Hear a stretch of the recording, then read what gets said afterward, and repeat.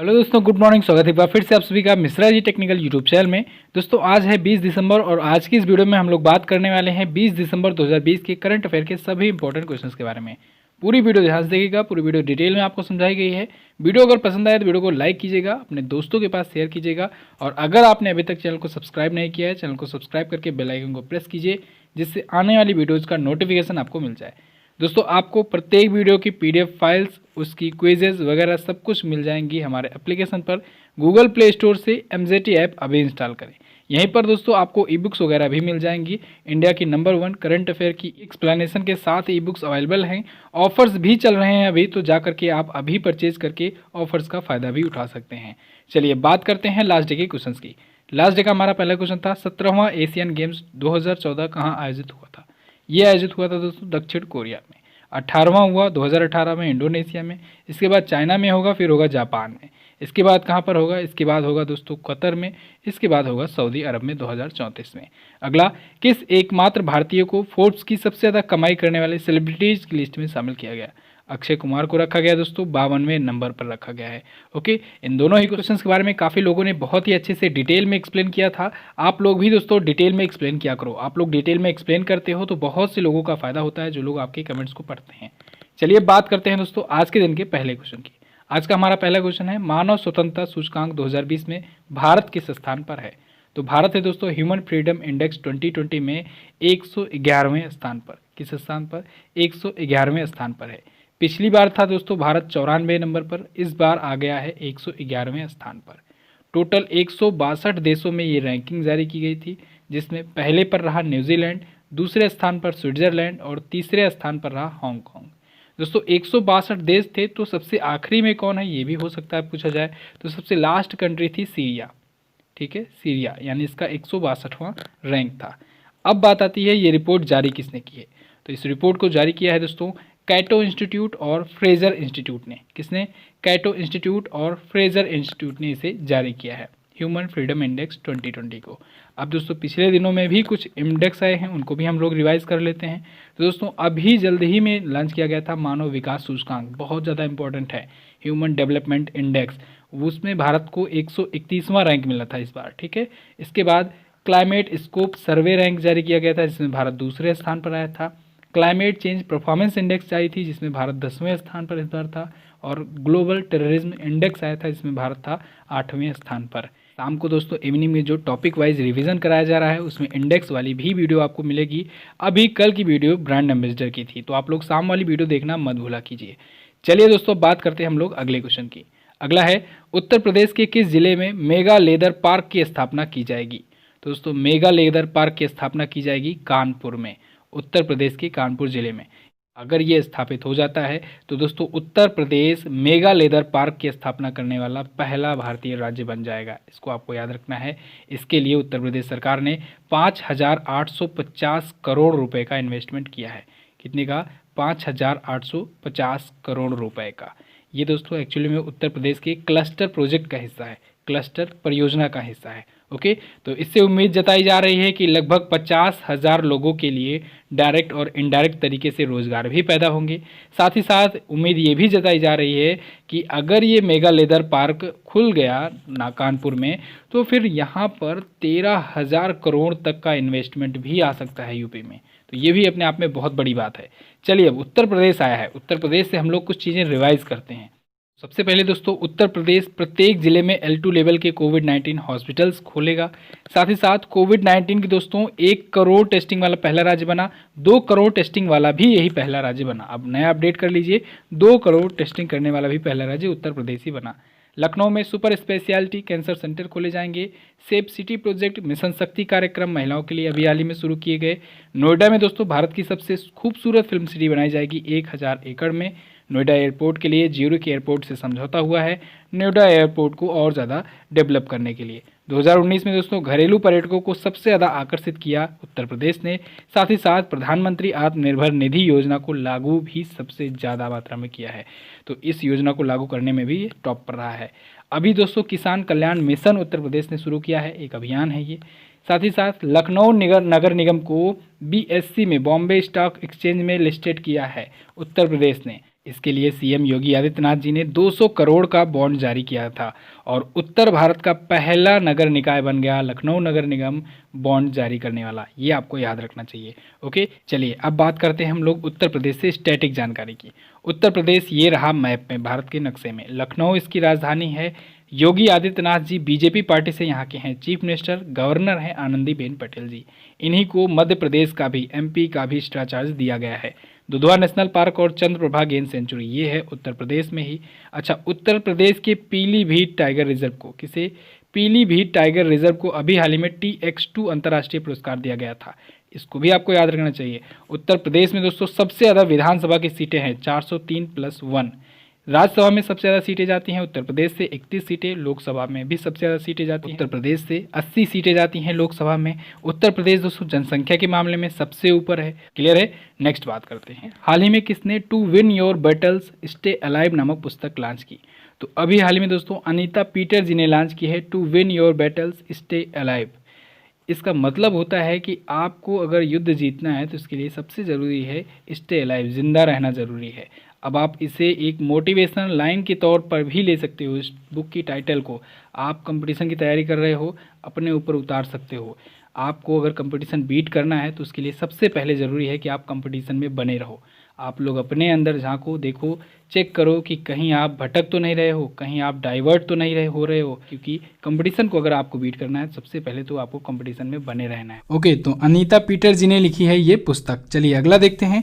Next है, हाल ही में उत्तर प्रदेश ने बिजली परियोजनाओं के लिए किस बैंक से $300 मिलियन का ऋण समझौता किया है। तो उत्तर प्रदेश सरकार ने दोस्तों एशियन डेवलपमेंट बैंक से, ADB से $300 मिलियन का ऋण समझौता किया है। $300 मिलियन का ऋण समझौता किया है किस लिए, बिजली परियोजनाओं के लिए, इलेक्ट्रिसिटी प्रोजेक्ट्स के लिए। इसका यूज़ कहाँ करेगी उत्तर प्रदेश, तो उत्तर प्रदेश सरकार दोस्तों इसका यूज़ करेगी ग्रामीण क्षेत्रों में इलेक्ट्रिसिटी डिस्ट्रीब्यूशन नेटवर्क को और ज़्यादा मॉडर्न बनाने के लिए। ठीक है, ग्रामीण क्षेत्रों में विद्युत की जो लाइन है, डिस्ट्रीब्यूशन नेटवर्क है, उसको और ज़्यादा आधुनिक किया जाएगा, गांव-गांव में जगह जगह तक पहुंचाया जाएगा। और ऐसा टारगेट बनाया गया है इसके लिए कि इन पैसों से 46,000 गाँव को कवर अप किया जाएगा। दूरी में अगर बात करें तो लगभग 65,000 किलोमीटर स्क्वायर का एरिया कवर अप किया जाएगा और इससे लगभग 70 मिलियन ग्रामीणों को फायदा मिलने वाला है। तो ADB ने $300 मिलियन के ऋण पर समझौता किया है। चलिए अब ADB आया है, ADB के बारे में जानते हैं। ADB की स्थापना दोस्तों हुई 1966 में। इसका हेडक्वार्टर है मनीला, फिलीपींस में। मसात्सुगु अस्कवा जी हैं इसके वर्तमान में अध्यक्ष। इसमें टोटल 68 मेंबर कंट्रीज हैं, इसको भी आपको याद रखना चाहिए, एशियन डेवलपमेंट बैंक। नेक्स्ट बात करते हैं, अगला है, पेटा ने भारत का सबसे मशहूर शाकाहारी सेलिब्रिटी 2020 किसे चुना। तो दोस्तों पेटा ने अभी हाल ही में सोनू सूद को और श्रद्धा कपूर को, इन दोनों को सबसे मशहूर शाकाहारी सेलिब्रिटी 2020 चुना है। पेटा ने इनको नाम दिया है हॉटेस्ट इंडियन वेजिटेरियन सेलिब्रिटी 2020। तो पुरुषों के लिए यानी मेंस की कैटेगरी में सोनू सूद को चुना गया है, श्रद्धा कपूर को विमेंस की कैटेगरी में चुना गया है। तो उपरोक्त दोनों ऑप्शन आपका बिल्कुल करेक्ट होगा। आपको डी ऑप्शन में दिख रहे हैं जॉन अब्राहम। जॉन अब्राहम को दोस्तों पेटा ने अभी कुछ ही दिन पहले पर्सन ऑफ द ईयर चुना है। इसको भी याद रखना, सबसे ज़्यादा इंपॉर्टेंट तो पर्सन ऑफ द ईयर ही होता है, सबसे ज़्यादा पूछे जाने के चांसेस। पेटा का फुल फॉर्म क्या होता है, पेटा का फुल फॉर्म होता है the people for the ethical treatment of animals. क्या होता है, people for the ethical treatment of animals. Important है, याद रखिएगा। अच्छा दोस्तों, ए ऑप्शन में सोनू सूद जी दिख रहे हैं। सोनू सूद से बहुत सारे क्वेश्चंस बने हुए हैं पिछले दिनों में। सोनू सूद को दोस्तों ब्रांड एम्बेसडर कई कंपनियों का बनाया गया, जैसे एसर इंडिया का बनाया गया, ओयो होटल्स ने बनाया, स्पाइस मनी ने अपना ब्रांड एम्बेसडर बनाया। सोनू सूद को दोस्तों अभी हाल ही में यूनाइटेड नेशन के इन्वायरमेंट प्रोग्राम ने एक अवार्ड दिया है, सोशल ह्यूमैनिटेरियन एक्शन अवार्ड। इसे भी आपको याद रखना चाहिए। साथ ही साथ भारतीय चुनाव आयोग ने पंजाब का राज्य आइकॉन इनको चुना है, ये आपको याद होना चाहिए। और अब पेटा ने इनको मशहूर शाकाहारी सेलिब्रिटी 2020 चुना है। क्लियर। चलिए बात करते हैं अगले क्वेश्चन की। अगला है, हाल ही में किसने बेंगलुरु मिशन 2022 का अनावरण किया। तो अभी हाल ही में कर्नाटक के सीएम BS येदियुरप्पा जी ने दोस्तों बेंगलुरु मिशन 2022 का अनावरण किया है। बेसिकली दोस्तों ये एक प्रकार का विजन था, इनका विजन पत्र था। ठीक है, तो इसका मतलब ये था, मकसद ये था कि अगले 2 वर्षों में बेंगलुरु शहर को, बेंगलुरु सिटी को कैसे रीडेवलप करना है, कैसे उसको और ज़्यादा आकर्षक बनाना है। तो इसके लिए इन्होंने 4 जो प्रमुख एरिया हैं उनको डिसाइड किया है। 4 कोर एरिया कहें, कोर सेक्टर या प्रमुख सेक्टर है उनको डिसाइड किया है कि कहाँ पर और ज़्यादा डेवलपमेंट की ज़रूरत है। तो वो 4 सेक्टर में कौन कौन है? एक तो पहला जो सेक्टर होगा वो तेज़ आवागमन के लिए होगा, ठीक है, फास्टर कम्यूट के लिए होगा। दूसरा जो क्षेत्र है वो स्वच्छता का होगा। तीसरा क्षेत्र हरियाली पर फोकस होगा इनका। और चौथा जो क्षेत्र होगा वो होगा कनेक्शन, लोगों से जुड़ाव, लोगों से कनेक्टिविटी, ठीक है, जिससे लोगों की बात इन तक पहुंच सके। तो ये 4 मुद्दों पर 4 क्षेत्रों में ये सुधार करके अगले 2 वर्षों में बेंगलुरु को और ज़्यादा हाईटेक और ज़्यादा स्वच्छ बनाएंगे। क्लियर? कर्नाटक के सीएम बीएस येदियुरप्पा। चलिए अब कर्नाटक आया है, हम लोग कर्नाटक से कुछ पॉइंट्स रिवाइज करते हैं। कर्नाटक ने दोस्तों अभी कुछ ही दिन पहले 2025 तक बायो इकोनॉमी बनने का लक्ष्य भी रखा है। साथ ही साथ विजयनगर को कर्नाटक का 31वां जिला घोषित किया गया। कर्नाटक में अब 31 जिले हो चुके हैं। हम्पी में भगवान हनुमान की 215 मीटर ऊंची मूर्ति बनाने की घोषणा हुई। मैसूर में दोस्तों भारत का पहला चंदन संग्रहालय खोला गया। कर्नाटक सरकार ने लोकेश राहुल और वेदा कृष्णमूर्ति को एकलव्य पुरस्कार से सम्मानित किया। कर्नाटक के जो गवर्नर हैं बजूभाई बाला, इन्होंने के सिवान को, किसे? के सिवान, इसरो के अध्यक्ष के सिवान जी को मानद डॉक्टरेट की उपाधि भी दी। 1 नवंबर को कर्नाटक स्थापना दिवस मनाया गया। अभी हाल ही में कर्नाटक सरकार ने भूश्री नाम का और एक भूमित्र नाम का, भूश्री और भूमित्र 2 हाईटेक मशीनें लॉन्च की हैं किसानों के लिए, ये आपको याद रखना चाहिए। साथ ही में दोस्तों अभी हावेरी स्टेशन आपको याद होगा, हावेरी स्टेशन का नाम चेंज करके महादेवप्पा मल्लारा स्टेशन किया गया। अब स्टेशन का नाम चेंज हुआ ही है, तो हुब्बली भी जान लीजिए। हुब्बली जो कि आने वाले दिनों में दुनिया का सबसे लंबा प्लेटफॉर्म वाला स्टेशन बनने वाला है, इसका भी नाम चेंज कर दिया गया है। इसका नाम चेंज करके अब श्री सिद्धरुद्धा स्वामी जी महाराज रेलवे स्टेशन कर दिया गया है। क्लियर? चलिए कर्नाटक से जानते हैं स्टैटिक पॉइंट्स। कर्नाटक देखिए, ये रहा मैप में कर्नाटक। राजधानी बेंगलुरु, इसे इलेक्ट्रॉनिक सिटी भी कहा जाता है। बीएस येदियुरप्पा बीजेपी पार्टी से हैं, जो यहाँ के सीएम है। गवर्नर है बजूभाई वाला। Bandipur national park, Nagarhole national park, ये है कर्नाटक में ही। कर्नाटक अपना बॉर्डर किससे किससे शेयर कर रहा है? कर्नाटक अपना बॉर्डर दोस्तों गोवा से, महाराष्ट्र से, तेलंगाना से, आंध्र प्रदेश से, तमिलनाडु से और केरल से भी शेयर करता है। क्लियर है? बिल्कुल। चलिए अगला क्वेश्चन देखते हैं। अगला है global visionary of the sustainable business and peace award से किसे सम्मानित किया गया? तो दोस्तों global visionary of sustainable business and peace award से रतन टाटा जी को सम्मानित किया जाएगा। कब किया जाएगा? 21 दिसंबर को किया जाएगा, ठीक है, 21 दिसंबर यानी कल किया जाएगा सम्मानित इनको। कहाँ पर किया जाएगा? दुबई में इनको सम्मानित किया जाना है। किसके द्वारा सम्मानित किया जाना है इनको? दोस्तों Indo Israel chamber of commerce के द्वारा सम्मानित किया जाना है। बात आती है क्यों सम्मानित किया जाना है, तो इनको दोस्तों फिलिस्तीन जैसे क्षेत्रों में स्थिरता यानी स्टेबिलिटी और शांति को प्रोत्साहित करने वाले कुछ इनोवेशंस को बढ़ावा देने के लिए सम्मानित किया जाएगा रतन टाटा जी को। इंडियन इंडस्ट्रियलिस्ट हैं, भारतीय उद्योगपति हैं। रतन टाटा जी टाटा ग्रुप के फार्मर चेयरमैन रह चुके हैं। इनको दोस्तों भारत के 2 नागरिक सम्मान मिल चुके हैं। एक तो पद्म भूषण मिला था सन 2000 में, और बाद में इनको सन 2008 में पद्म विभूषण से सम्मानित किया गया, जो कि भारत का दूसरा सबसे बड़ा नागरिक सम्मान होता है रतन टाटा जी को। क्लियर है? चलिए अब अगला देखते हैं। दोस्तों अगर वीडियो आपको पसंद आया करे तो प्लीज़ आप लोग लाइक कर दिया करो। आजकल ना लाइक आप लोग कर रहे हो ना ही शेयर कर रहे हो। बहुत कम हो गए हैं व्यूअरशिप इस वीडियो पर, जो करंट अफेयर की सीरीज आती है उस पर। तो आप लोग प्लीज़ वीडियो को शेयर कर दिया करो, इससे हमारा मोटिवेशन बढ़ता है। डेली की डेली आपके लिए वीडियो बनाता हूं, तो आप लोग प्लीज़ वीडियो को शेयर भी डेली कर दिया करो। अपने 5 से 10 लोगों के पास आप लोग डेली शेयर कर दिया करो, दोस्तों के पास। आप लोग अगर सपोर्ट करोगे तो मेरा मोटिवेशन बढ़ा रहेगा और मैं आप लोग के लिए ऐसी ही वीडियोज़ लाता रहूँगा। चलिए बात करते हैं अगले क्वेश्चन की। नेक्स्ट है CAS ने मशहूर बैडमिंटन खिलाड़ी फू कुने पर कितने सालों का बैन लगाया? तो अभी हाल ही में दोस्तों CAS का मतलब होता है court of arbitration for sport. क्या? Court of arbitration for sport ने दोस्तों 2 वर्षों का बैन लगाया है फू कुने पर। ये बैडमिंटन खिलाड़ी हैं कहाँ की? मॉरिशस की। इनका पूरा नाम है केट जेसिका फू कुने। तो जेसिका फू कुने पर 2 वर्षों का बैन लगा है। क्यों लगा है? एंटी डोपिंग वायलेशन के लिए, यानी डोपिंग नियमों का उल्लंघन करने के लिए। ठीक है, CAS का आया है नाम, तो इसके बारे में थोड़ा सा और जान लीजिए।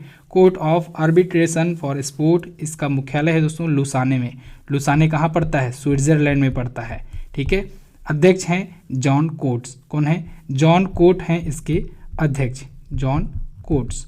चलिए अगला देखते हैं। अगला है NHAI के अध्यक्ष सुखबीर सिंह संधू का कार्यकाल कितना बढ़ाया गया? तो अभी हाल ही में दोस्तों national highways authority of India के अध्यक्ष सुखबीर सिंह संधू जी का कार्यकाल 6 महीनों के लिए बढ़ा दिया गया है। एक बार फिर से इनका कार्यकाल बढ़ा है, 6 महीनों के लिए बढ़ा है। इनका कार्यकाल दोस्तों 21 जनवरी 2021 से लेकर के 21 जुलाई 2021 तक होगा, ठीक है। तो 21 जुलाई 2021 तक ये अब रहेंगे NHAI के अध्यक्ष। सुखबीर सिंह संधू जी दोस्तों 1988 बैच के IAS ऑफिसर हैं। NHAI के बारे में बात करें, इसकी स्थापना हुई थी 1988 में, नई दिल्ली में इसका हेडक्वार्टर है। क्लियर है। चलिए अगला देखते हैं। नेक्स्ट है, हाल ही में पेटीएम ने किसके लिए 24/7 RTGS मनी ट्रांसफ़र सुविधा शुरू की।